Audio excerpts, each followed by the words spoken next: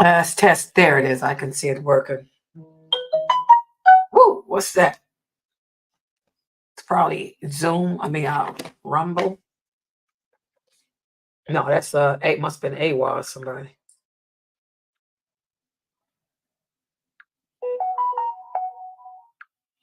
Now that's Rumble.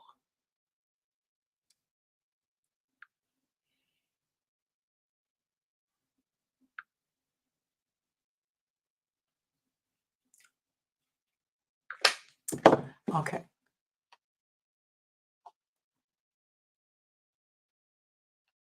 Let me put on a commercial. I was gonna put on a commercial. Ain't nobody in here but one person. Let me make sure I ain't banned, y'all. Y'all know this is the class I usually have a lot of people in. What's going on?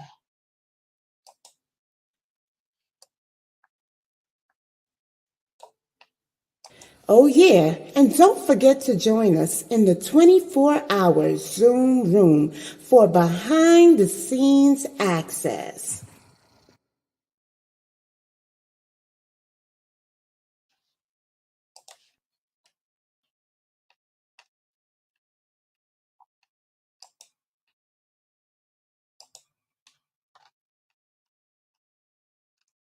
Okay, I'm gonna go ahead and get started. This is Maqasidic. Maqasidic.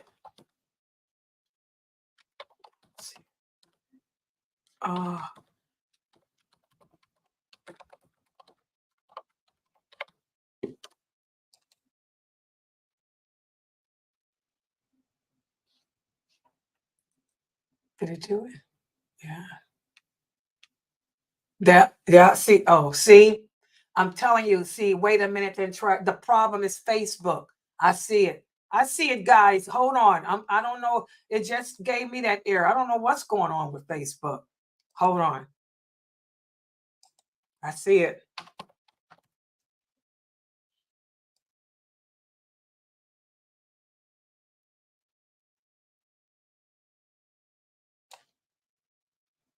Mhm.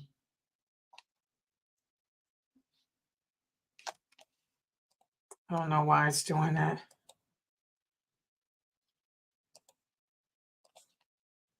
Okay, it says I'm live now, but it was an error. Okay. Is it screen? Yep. Hold on.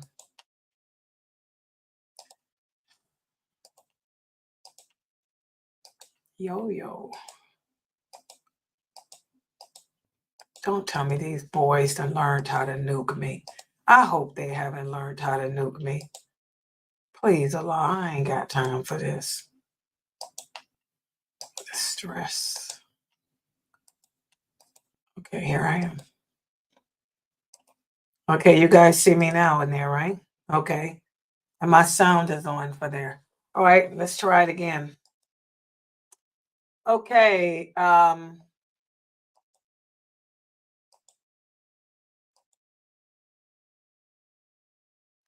Ina alhamdulillah wa salat wa salam ala wa rasulullah. Welcome to our series, the Maqasidic Tafsir. This is our series based on another book written by Sheikh Karim Abu Zaid for the new Shahadas. This is how the book looks. It's the green one. And you can get it on Amazon for $19.99. This is volume 1. We're going to try to go through the entire series he has put together, but this is volume 1. And with that said, let me just put the PowerPoint up on the screen so we can dive right into this, okay? Because I know some of you have to go to work too. Yeah, I know. Hold on. Oh, wait a minute.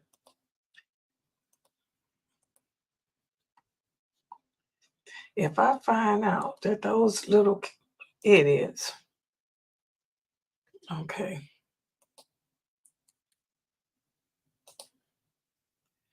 Okay, here I come now. Let's try it again. There. Can you see it now? Inshallah, you guys can see it. Okay, there we are. Let me make it larger. Okay, this is pages. This is the Maqasidic Tafsir, and tonight we'll be covering pages 97 through 99 of the book. And we're going to speak about how the chapters of the Quran, or how the surahs of the Quran got their name. And this is a question, Sister Amy, didn't you ask this question last week? And I told you to hold off for today. Yeah, okay. So we're going to talk about that. We spoke about the order of the chapters.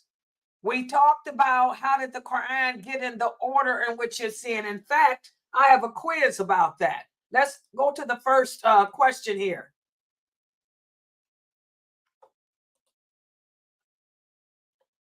The last time we met for this class, which was last week, we spoke about the science of abrogation. We talked about how when it comes to interpreting the Quran or translating the Quran or clarifying the verses of the Quran, it's the same science that we use with the hadiths. It's different, and it's not just one science that we used. We used the science of analyzation.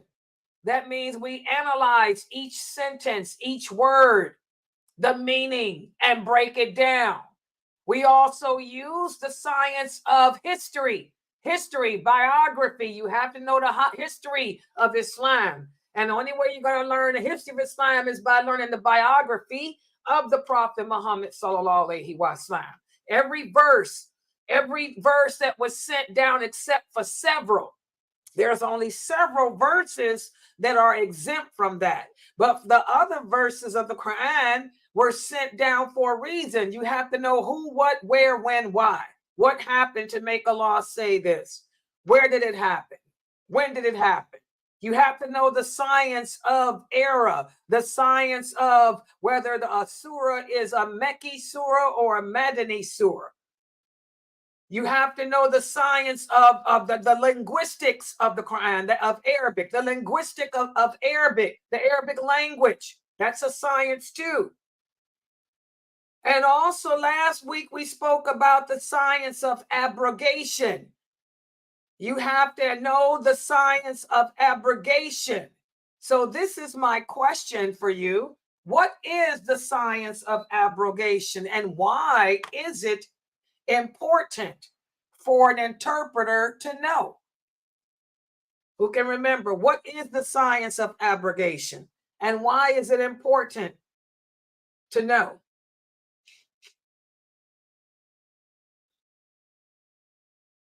Well, it's important to know because you could be talking about something that's no longer correct at this time. But as far as the science goes, I can't remember. Okay, anybody want to help her? She really gave the answer.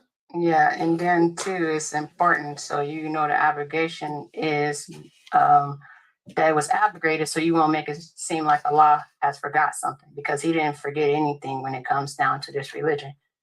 And that's the only thing I wanted to add it to my law. And then what was the other question? I know you said what was the ruling of it? What is the science of abrogation, and why is it important? So what is it? When we say that something's abrogated in the Quran, what are we saying? Oh, that's something that Allah has. So it's three different parts. So one of the parts is basically if Allah had ruled something, then He took it away for whatever reason, that maybe your strength has became your faith has become stronger. And then another reason was because it was the regular rule, but then it was lifted away. That's what I forgot to say. And good job. Because for your faith. And then another one, it was still in the ruling, but that ruling does not come into effect unless it's a war or something. And I forgot the second one. So that's I it. know it's three different ones, but you gave all three. Good job. Good job, Mina. That was excellent. Good job. The science of abrogation. These are verses of the Quran that may have been canceled out. That words that are commands that Allah may have imposed, but then he canceled them. Or commands that Allah gave, and then later, for some reason, he lifted it. He lifted it. Or a command that's just not in effect right now because you're not in that scenario. So that's the science of abrogation. And you're going to have to know as an interpreter which verses of the Quran were abrogated, and why. The same with the Quran, with the hadith. There's a lot of hadiths in Imam Muslim's collection that were abrogated. For example, the hadith about standing, eating while standing, and drinking while standing. In the beginning of Islam, the Prophet did forbid it, but it was later canceled out. Also fasting, not fasting on Saturdays and Sundays. That was a command in the beginning, then it was later canceled out. So there's abrogated verses of the Quran and there's abrogated verses of the hadiths. It's important to know what they are. Or like she said, you can be given misinformation or information that's not in effect now, or information that was canceled out. A great example of the Quran is how for the Jews, Allah had forbidden, had held them accountable for their thoughts.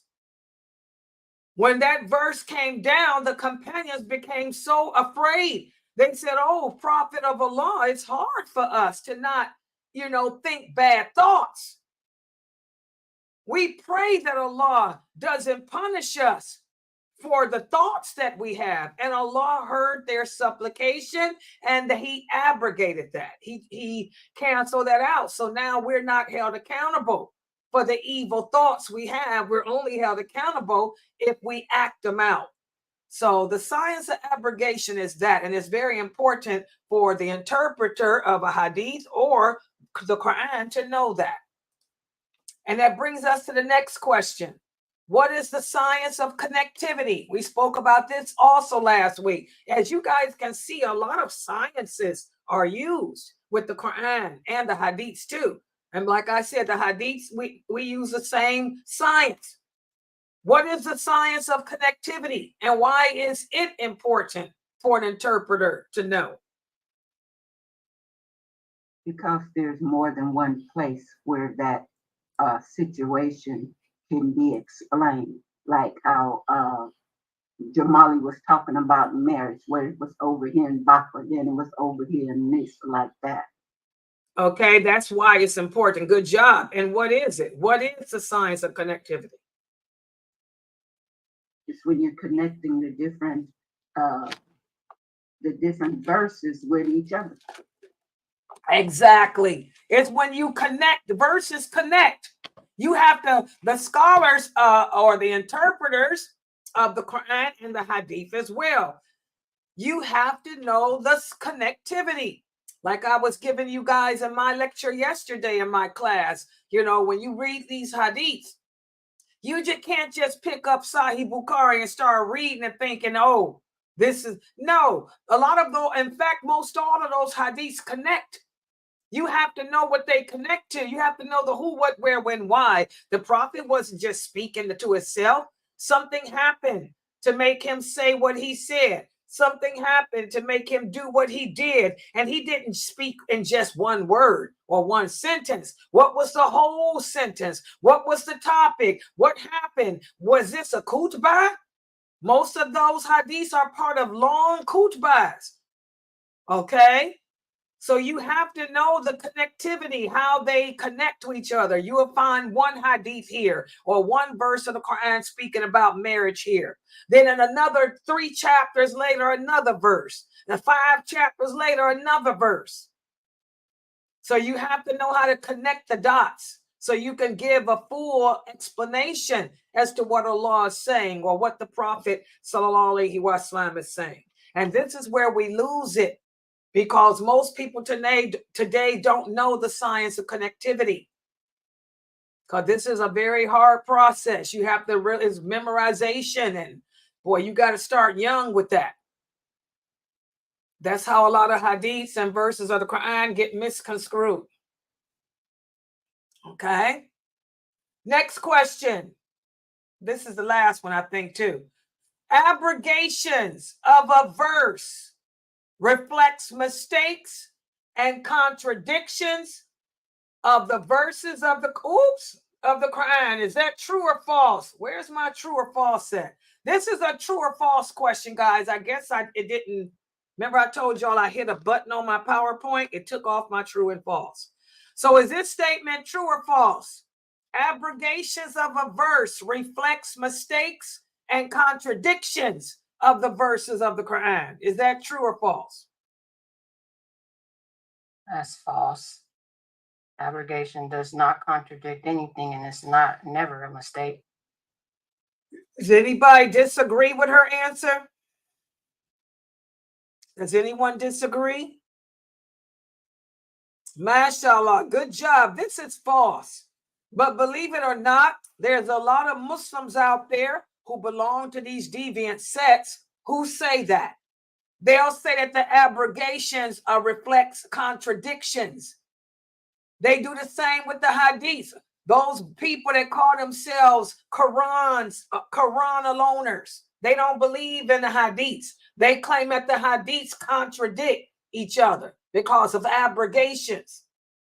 Because the Prophet abrogated the command to not fast on Saturdays and Sundays, this shows contradiction. That's how these people say, and this is not true. So, since that's not true, what about this? Abrogations show patterns of growth of the community in which the Prophet Muhammad sallallahu alaihi wasallam lived. Is that true or false? Abrogations show the growth of the people in which the Prophet Muhammad was sent to. Is that statement true or false? True. Mashallah, this is true. So no, they don't show contradictions. They show that the people have grew. So that's why Allah would cancel out an order. He would cancel out a command. As your faith, as they became stronger and stronger in their iman, I can now do away with this, do away with that. Okay? They show the growth of the people in their iman. It doesn't show no contradiction. So that's what we spoke about last week. And today, let me make this bigger for you guys too, and take my picture and make it smaller. So today we're going to continue this by speaking about the chapters of the Quran. We already talked about how the chapters or the surahs of the Quran were put in the order that they're in through the revelation, during the time of the prophet. But believe it or not, we have some people who say that this is not true. And they also argue about the names of the chapters. The names of the chapters of the Quran are signifiers that symbolize or endorse the higher aims. The interpretation of this device is a tool of the higher aim-based interpreter. Okay? What does that mean? Listen to what one of the early Quran interpreters said. He said, after completing 10 years and authoring my book, and only when I am about to explain chapter Surah Saba, I discovered that the higher aims of the chapters are hidden in their names. For example, chapter El-Fatiha. El-Fatiha was named the mother of the book, el-Kitab. Why was it named el-Kitab? Because it outlines the meanings of the Quran and the rest of the Quran details, and it explains its implications. So, you know, the names of the chapter, y'all need to remember this, the names of the chapter really are a clue as to what Allah is getting ready to talk about. And this is something that I think Dr. Jabriel emphasized too. when he was doing his series on the rights of spouses in Islam. You know, the hidden names of the chapter, they become a clue as to what this chapter is about. And this theory is built on a firm acceptance that the surah names are revealed by the prophet in order, and they are not revealed, put together based on opinion. This is what some Muslims are saying, guys, believe it or not. You got some people who call themselves Muslims, they're Murjia. This is why I tell y'all, be careful of these people that y'all listen to. They believe that the surah names were not revealed by the Prophet Muhammad sallallahu alaihi wasallam in order. But so we have to really, really be careful. Okay? So what's the correct theory, the correct view? Well, it's what the people of the Sunnah say. All the people who have the excuse me. Yeah, okay, wait a minute. Here's somebody on YouTube. Okay. Yeah, save your questions. If you got the questions, just text it to me like this brother here just did, and I'll get to it at the end. I'm sorry. Yeah, but thank you. That's Rumble. Okay, yeah, Rumble, just send your questions like he did. In fact, take their questions for them, brother. And then you can text me since you got my number. I don't know how he got my number, but he got it. Okay. But anyway, the people of the Sunnah who have the correct understanding, and that understanding is based on an understanding of the companions, they all believe that the divinity of the Quran and its authenticity is an issue beyond any doubt, as it has been proven through many textual and intellectual pieces of evidence. Okay? Other books are claimed to be divinely revealed when they're not. For example, the Bible. The Bible doesn't exist. We all know that as Muslims, because Allah says whenever he sent a book of revelation, he destroyed the previous book, because that new book of revelation replaced what came before it. So there is no Bible on this planet today. Allah destroyed the Bible before he sent down the Quran.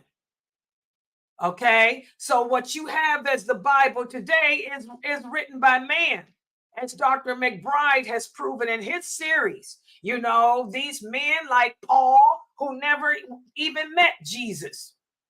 Okay, so these other books are not divinely revealed. Okay, but the Quran is. And no other book can claim that. And because the Quran, its verses, its chapters, its surahs are put in order they are as a result of revelation, you know, this is what separates it. This is a miracle in and of itself. And it's what separates it from all these other man-made books. And also another proof that the Quran is divine, that it came from Allah. It's the words of Allah, not the creation of Allah. It's the words of Allah, is because Muslims have memorized those same surahs, those same words over and over and over again throughout the centuries. Okay?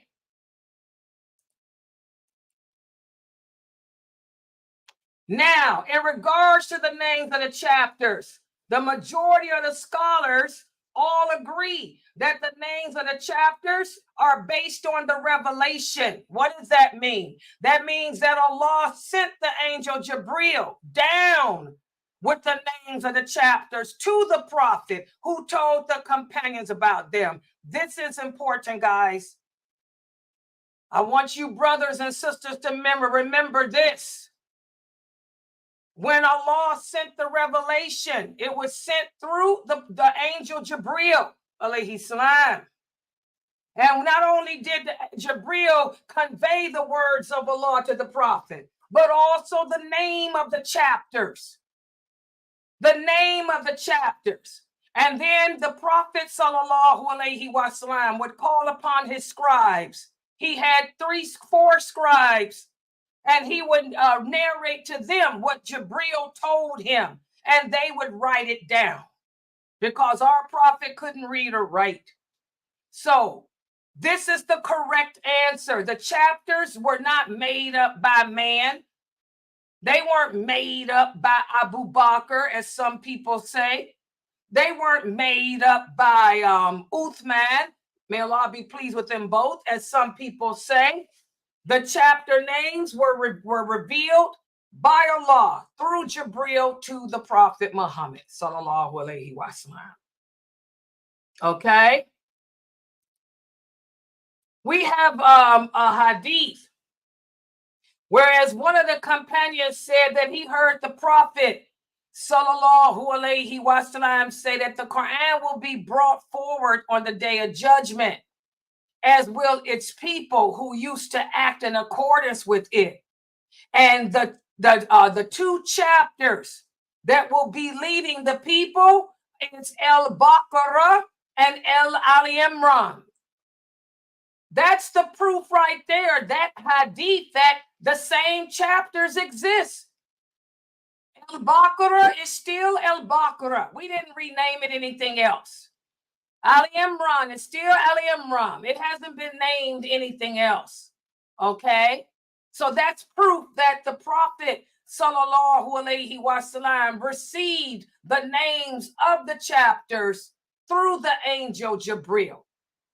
Okay? This ain't something that happened after him.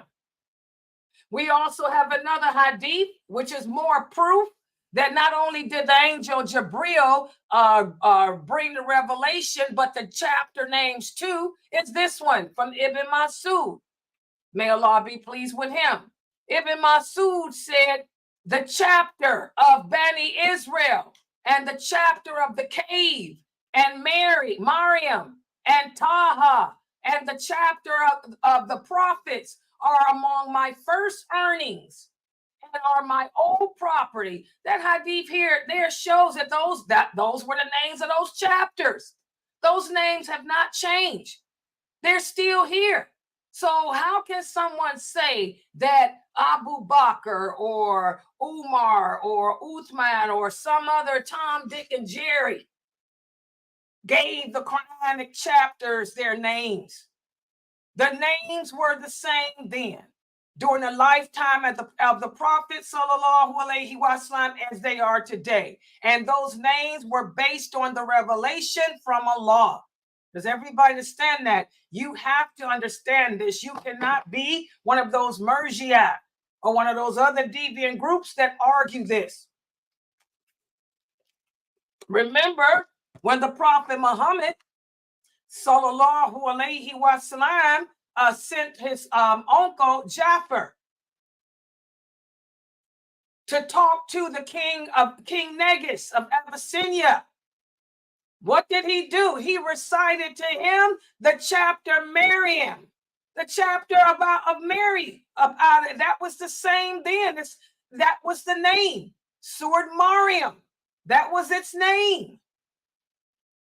So that these are all proofs that the names came with the revelation. Okay, the chapter names.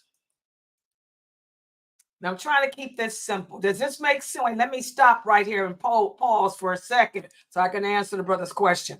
So did I just answer that for you? For the brother on Rumble? Okay, he said, yes, it's clear. So he said it was confusing in the book. Okay, he said he was confused, that he couldn't understand what the book was saying, but now it makes sense. Yes, that's the point.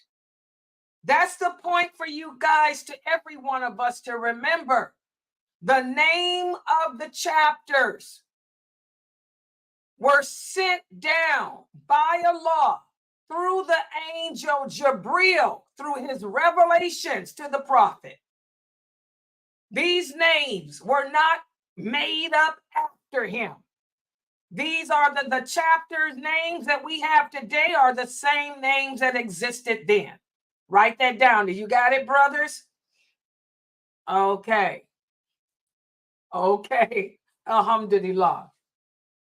Okay, and by the way, I want y'all to understand this. Some of the chapters have multiple names. You all know that. For example, Al-Fatiha. Fatiha is also known as the 10 most recited verses. Another name it has is the mother of the Quran. Okay. Also the Surah Ashar.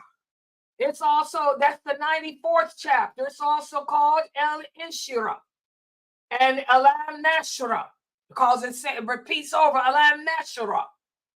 Also, there's different, some of the chapters of the Quran may have more than one name, but they're all the same. And those different names they call it were always in effect.